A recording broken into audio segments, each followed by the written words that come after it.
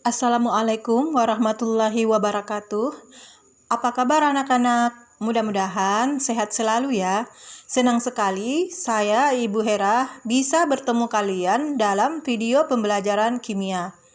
Kali ini kita akan membahas tentang menentukan delta H reaksi berdasarkan hukum Hess. Pada video pembelajaran sebelumnya, kita sudah membahas tentang kalorimeter dan perhitungan termokimia, di mana untuk mengukur kalori, kita menggunakan alat yang namanya kalorimeter.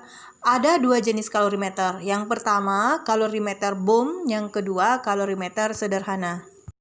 Baiklah, kita langsung saja pada materi menentukan delta H reaksi berdasarkan hukum Hess. Tujuan pembelajaran kita kali ini adalah yang pertama, siswa mampu menjelaskan pernyataan dari hukum Hess. Yang kedua, siswa mampu menghitung delta H reaksi menggunakan diagram siklus berdasarkan hukum Hess. Yang ketiga, siswa mampu menghitung delta H reaksi menggunakan diagram tingkat energi berdasarkan hukum Hess. Yang keempat, siswa mampu menghitung delta H reaksi menggunakan persamaan reaksi termokimia berdasarkan hukum Hess. Coba amati baik-baik ilustrasi gambar berikut ini. Terdapat dua orang yang akan melakukan perjalanan dari Jakarta ke Lampung. Orang pertama menggunakan jasa pesawat, orang kedua menggunakan jasa angkutan umum. Pada orang pertama, langsung menuju Lampung dengan ongkos biaya ke Lampung 1 juta rupiah. Pada orang kedua, untuk sampai ke Lampung harus melalui beberapa tahapan, yakni dari Jakarta sampai ke Merak, kemudian ke Raja Basah, dan sampai ke Lampung. Total ongkos biayanya sama dengan yang langsung menuju Lampung, yakni 1 juta. Dari ilustrasi gambar tersebut, dapat ditarik kesimpulan bahwa kalor reaksi pada cara langsung sama dengan jumlah aljabar dari kalor tahap-tahap reaksinya. Kemudian, suatu reaksi dapat berlangsung secara langsung maupun bertahap di mana keadaan awal dan akhir atau sifat reaktan dan produk selalu sama. Bunyi hukum Hess menyatakan bahwa jika suatu reaksi berlangsung dalam dua tahap reaksi atau lebih, maka perubahan entalpi untuk reaksi tersebut sama dengan jumlah perubahan entalpi dari semua tahapan, atau entalpi reaksi tidak tergantung pada jalan reaksi, melainkan tergantung pada hasil akhir reaksi. Yang kita bahas adalah diagram siklus dan diagram tingkat energi. Perhatikan baik-baik diagram siklus berikut ini. Pada diagram siklus tersebut, reaksinya ada yang berjalan secara langsung maupun bertahap, di mana keadaan awal dan keadaan akhir reaksi dan perubahan entalpi secara langsung dan secara bertahap sama. Reaksi 2C tambah 2O2 disebut sebagai keadaan awal reaksi, kemudian yang untuk 2CO2-nya sebagai keadaan akhir reaksi. Pada reaksi 2C tambah 2O2 menghasilkan 2CO2, berlangsung reaksi secara langsung. Nilai delta H1-nya sama dengan minus 788 kJ.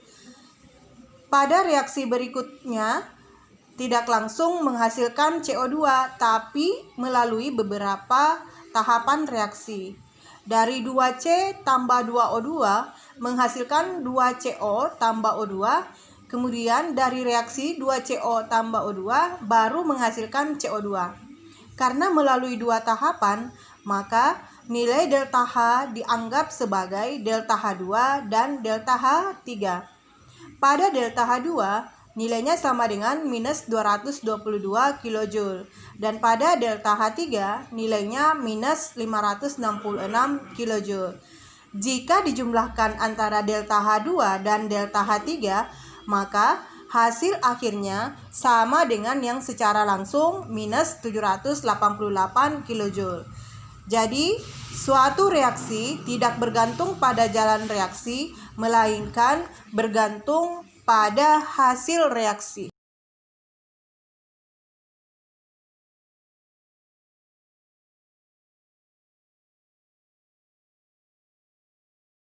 Berikutnya, kita lanjut dengan diagram tingkat energi.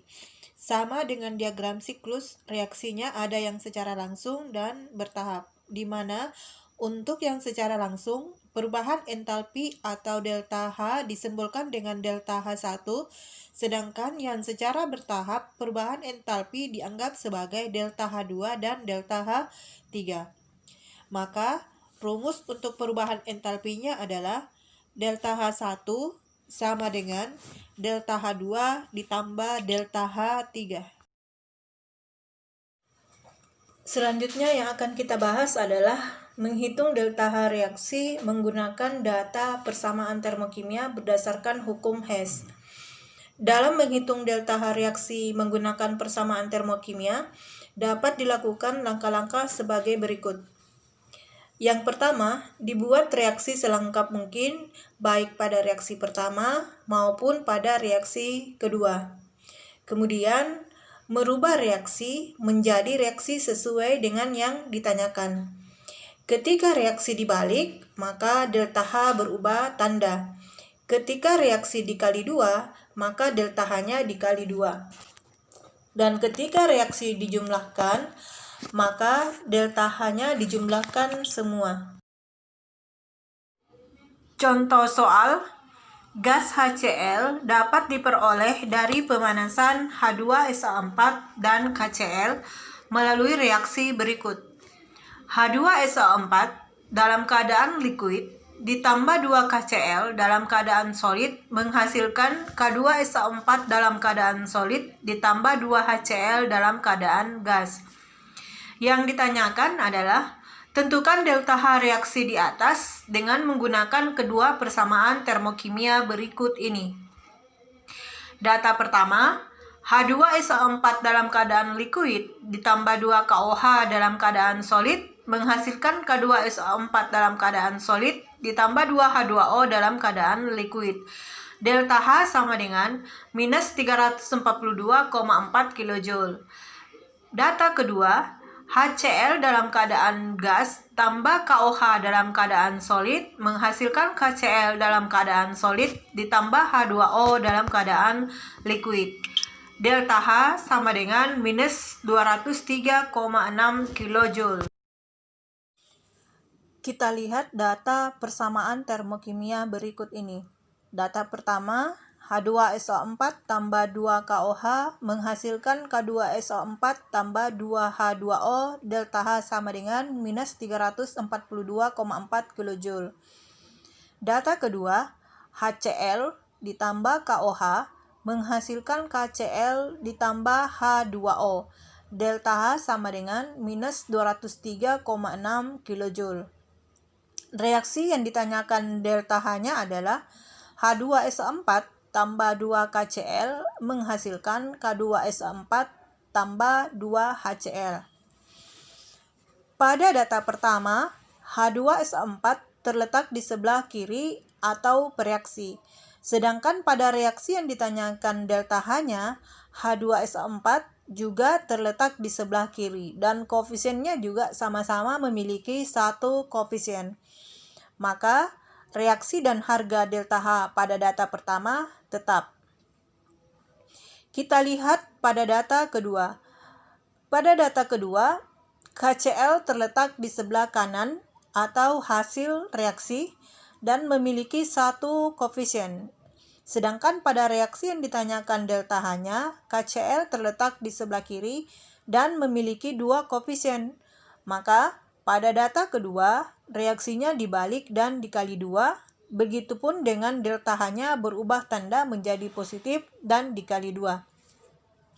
Sehingga reaksinya menjadi, untuk data pertama, reaksinya tetap atau tidak mengalami perubahan. H2SO4 tambah 2 KOH menghasilkan K2SO4 tambah 2 H2O. Delta H-nya juga tetap minus 342,4 kJ. Untuk data kedua, reaksinya dibalik dan dikali 2. Maka reaksinya berubah menjadi 2KCl ditambah 2H2O menghasilkan 2HCl ditambah 2KOH. Delta H sama dengan positif 407,2 kJ. Lalu kedua data tadi kita jumlahkan delta H-nya, maka didapatlah delta H-nya sama dengan positif 65,2 kJ. Sebagai bahan evaluasi, kerjakan tugas di rumah berikut ini.